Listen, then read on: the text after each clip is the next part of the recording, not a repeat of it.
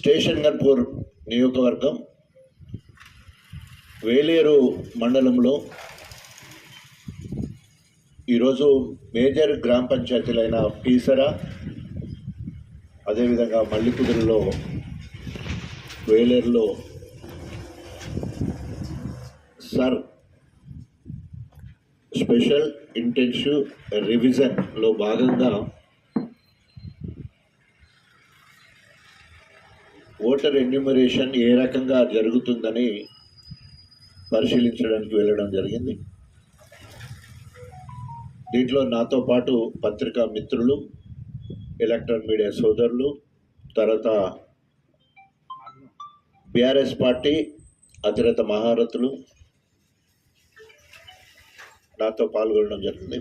వారందరికీ కూడా ముందు నమస్కారాలు తెలియజేసుకుంటూ, కేటీఆర్ గారి ఆదేశంతో, కేటీ రామారావు గారి మార్గదర్శకంలో ప్రధాన ప్రతిపక్షంగా ఈ ఓటు నమోదు ప్రత్యేక కార్యక్రమాన్ని బాధ్యతాయుతంగా తీసుకొని బిఎల్ఓలకు అదనంగా పార్టీ పరంగా మన తరపు నుంచి సహాయ సహకారాలు అందించాలి. అన్ని కుటుంబాలను సందర్శించే అర్హత బీఆర్ఎస్ ప్రభుత్వంలో 10 సంవత్సరాలు చేసిన పనులే నేటికి ఉన్నాయి. వాటిని గుర్తు చేసుకుంటూ, అదేవిధంగా రేవంత్ రెడ్డి వికృత చేష్టల గురించి, ఇచ్చిన హామీల గురించి, వైఫల్యాల గురించి చెప్పాలనే ఉద్దేశంతో కేటీఆర్ గారి మార్గదర్శకంలో ప్రతి నియోజకవర్గ కేంద్రంలో ఒక వార్ రూమ్ ఏర్పాటు చేసుకొని నియోజకవర్గ ఇన్ఛార్జ్ కానీ ఎమ్మెల్యే కానీ నియోజకవర్గ కేంద్రంలోనే ఉండి అన్ని గ్రామాల ఇన్ఫర్మేషన్ తీసుకొని ఎప్పటికప్పుడు కేంద్ర కమిటీ అంటే తెలంగాణ భవన్కి ఎప్పటికప్పుడు పంపే కార్యక్రమానికి మరి శ్రీకారం చుట్టూ ముందుకెళ్తున్నాం. ఇంకా టౌన్లో అంటే హైదరాబాదు లాంటి పట్టణంలో 23 నుండి 25%, మన వరంగల్ లాంటి పట్టణంలో 42 నుండి 45% మాత్రమే ఓటర్ ఎన్యూమరేషన్ అయింది. అదే మన గన్పూర్ నియోజకవర్గానికి వచ్చే వరకు 69.39%, అంటే దాదాపు ఇప్పటి వరకు 70-71% నియోజకవర్గ పరిధిలో ఎన్యూమరేషన్ అయింది. ఎక్కడికక్కడ బిఎల్ఓలకు బిఎల్ఏలుగా మా వాళ్ళు మంచి సేవలు అందిస్తూ ఉన్నారు. ఎక్కడ కూడా వారి అలసత్వాన్ని లేదా అధికార పార్టీకి సంబంధించిన ఆహాన్ని చూసి వారి పెత్తందారీతనాన్ని ఎక్కడ పడితే అక్కడ మా వాళ్ళు అడ్డుకోవడం జరుగుతూ ఉంది. అంతేకాకుండా పూర్తి స్థాయిలో సమాచారం లేదు. ఇంకా ఈ ఎన్యూమరేషన్ టైము జూలై 24వ తారీఖు వరకే ఉంది. దీన్ని పెంచాలని చెప్పి మరి రాష్ట్ర ఎన్నికల అధికారికి బీఆర్ఎస్ కేటీఆర్ గారి ఆధ్వర్యంలో ఆదేశం మేరకు ఎన్నికల రాష్ట్రాధికారిని కలవడం జరిగింది. దానికి అనుగుణంగానే మరి వచ్చే నెల 3వ తారీఖు వరకు ఓటర్ ఎన్యూమరేషన్ అంటే ఓటరు నమోదు చేసుకోవడానికి సమయాన్ని పొడిగించడం జరిగింది. దీనికి ఎన్నికల అధికారికి కృతజ్ఞతలు తెలియజేసుకుంటున్నాం. ఎందుకంటే ప్రధాన ప్రతిపక్షంగా మా బాధ్యత మేము నెరవేర్చడం జరిగింది. తప్పకుండా ముందు బాధ్యతగా బీఆర్ఎస్లు మొత్తం వారి కుటుంబ సభ్యులతో ఎన్యూమరేట్ చేసుకోవాలి, ఓటు నమోదు చేయించుకోవాలి. తప్పకుండా ఒకవేళ కనుక 2002 మ్యాపింగ్ ఆ ఓటర్ లిస్ట్ కనుక దొరకకపోయేది ఉంటే సో ప్రభుత్వము కల్పించడం జరిగింది. థర్డ్ కాలం నింపి జస్ట్ మన పర్టికులర్స్ నింపి మన సంతకము తర్వాత బిఎల్ఓ సంతకం పెట్టి కనుక ఉండేటే తప్పకుండా ఆ ఓటు రిజిస్టర్ అయ్యడానికి అవకాశం ఉంది. ఒకవేళ ఏదైనా సమాచారము సమయానికి అందకపోతే మీ దగ్గరున్న సమాచారంనే కాబట్టి దాన్ని వదిలిపెట్టినా కూడా మేడిగడ్డలో ఈరోజు యథాతథిగా నీళ్ళు కిందికి పోయినా కన్నెపల్లి నుంచి వెళ్ళి నీళ్లు లిఫ్ట్ చెయ్యొచ్చు అని చెప్పేసి సీనియర్ రిటైర్డ్ ఇంజనీర్లు వారి సలహాలు ఇస్తే వాళ్ళను చర్చలు కూడా జైలుకు పంపిస్తా అని చెప్పేసి వారిని అవమానిస్తే మరి వాళ్ళందరూ కూడా కన్నీటి పర్వమైంది.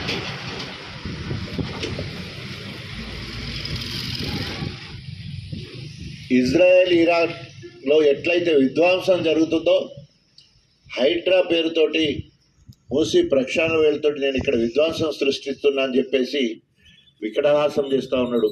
ఆయనకైనే నేను హిట్లర్ లాగానే నాశనం చేసుకుంటూ పోతా అని చెప్పి రైతులు అష్ట కష్టాలు పడుతుంటే ఈయన వెకిలి చేష్టలు చేయడం కాకుండా రైతుల మీద పగబట్టి రైతుల పాలిటి రాక్షసుడి లెక్కనే ఈరోజు రైతుల మీద పగ తీర్చుకుంటున్నాడు.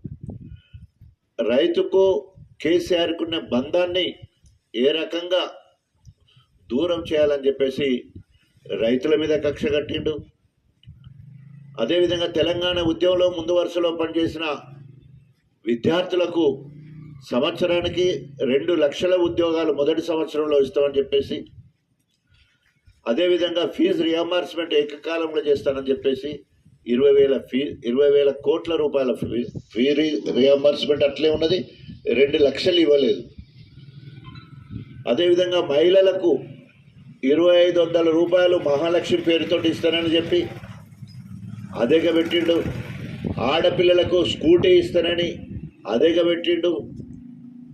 ఒంటరి మహిళలకు 4,000 చేస్తానని అదేగా పెట్టిండు. అదేవిధంగా ముసలవ్వలకు అయ్యలకు 4,000 నెగబెట్టిండు. వికలాంగులకు 6,000 నెగబెట్టిండు. ఆడబిడ్డ మహిళలందరూ కూడా కోపాగ్నితో ఉన్నారు. ఎప్పుడు ఎలక్షన్లు వస్తాయా రేవంత్ రెడ్డికి కర్రు కాల్చి వాత పెడదామనే కోపంతో వాళ్ళు ఉన్నారు. అదేవిధంగా నిరుద్యోగులు రేపు యువత సదస్సు ఉంది 18వ తారీఖు నాడు సరూర్ నగర్లో. ప్రియాంక గాంధీ చోటి యూత్ డిక్లరేషన్ అని చేయించారు. యూత్ డిక్లరేషన్లో ఏ ఒక్కటి అమలు పరచలే. రాజీవ్ యువ వికాస్ కింద ఒక్కొక్క విద్యార్థికి ఒక్కొక్క నిరుద్యోగికి 5 లక్షల రూపాయలు ఇస్తారని చెప్పిండు. 10వ తరగతి పాస్ అయితే 10,000 అని చెప్పిండు. ఇంటర్ పాస్ అయితే 15,000, డిగ్రీ పాస్ అయితే 25,000, పీజీ పాస్ అయితే 1,00,000, పిహెచ్డి పాస్ అయితే 5 లక్షలని నిరుద్యోగులను ప్లస్ అదేవిధంగా విద్యార్థులను మభ్యపెట్టిండు. నిరుద్యోగ భృతి 4,000 ఇస్తానని గుండు సున్న చుట్టిండు వాళ్ళకు. ఇలా యువత అంతా కూడా రేవంత్ రెడ్డి పాలన మీద కళ్ళు ఎర్ర చేసి ఉన్నారు, కదం దొక్కుతున్నారు. అవకాశం ఎప్పుడు వస్తుందో తొక్కిద్దామనే ఉద్దేశంతో ఇలా యువత ఉన్నది.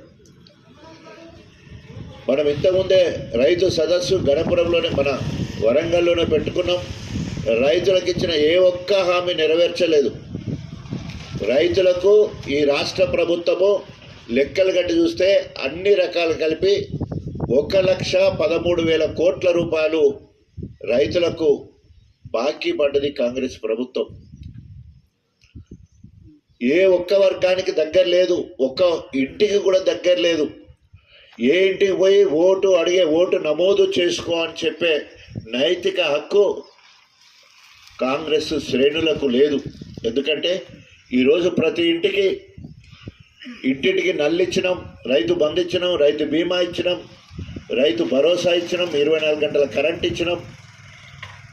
ఆ రైతు తల్లుంటే లేని కడియం శ్రీహరి తగుదునమ్మా అని చెప్పేసి దేవాదులకు తట్ట మట్ట తీయనోడు. దేవాదుల విషయంలో చంద్రబాబు నాయుడుతో హెలికాప్టర్ మీద పోయి శిలాపాలకం వేస్తే 17 నెలలైనా తట్ట మట్టి తీయకపోతే ఆనాడు ప్రతిపక్ష నాయకుడిగా నేను కడియం శ్రీహరికి పిండాలు పెట్టిన చరిత్ర. వైఎస్ రాజశేఖర రెడ్డి ఆధ్వర్యంలో రీడిజైనింగ్ రీఇంజనీరింగ్ చేసిన క్రమంలో ప్రాధాన్యత క్రమంలో దేవాదులను ముందు పెట్టి ఆ రోజు కొంత పనులు జరిగిన మాట వాస్తవం. అప్పుడు 6,500 కోట్ల పని జరిగితే కేసీఆర్ గారి ప్రభుత్వము దాదాపు 15,300 కోట్ల రూపాయలు ఖర్చు పెట్టి 90% పని పూర్తి చేస్తే 31 నెలలు పూర్తయిన తర్వాత బట్టి విక్రమార్క ప్లస్ ఉత్తమ్ కుమార్ రెడ్డి మొన్న దేవాదుల దగ్గర పోయి మాట్లాడతారు. ఇప్పటి వరకు 91% పని అయిపోయింది అంటున్నాడు. అంటే 1% పని 31 నెలలలో రేవంత్ రెడ్డి ప్రభుత్వము 6 సార్లు రివ్యూ చేసి సమ్మక్క సారాలమ్మ బ్యారేజ్ను అదేవిధంగా దేవన్నపేట పంప్ హౌస్లను చూసి 1% పని చేసిందని చెప్పుకుంటున్నారు.